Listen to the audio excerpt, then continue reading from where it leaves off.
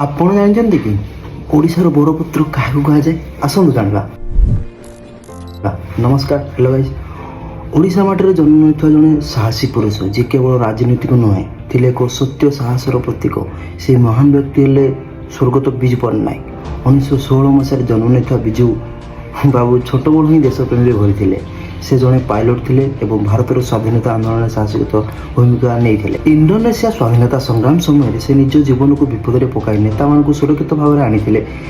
ଏହି ସାହସ ପାଇଁ ଆନ୍ତର୍ଜାତିକ ସମ୍ମାନ ମଧ୍ୟ ପାଇଥିଲେ। ପରେ ସେ ଓଡ଼ିଶାର ମୁଖ୍ୟମନ୍ତ୍ରୀ ହୋଇଥିଲେ। ରାଜ୍ୟର ଉନ୍ନତି ପାଇଁ ବହୁତ କାମ କରିଥିଲେ।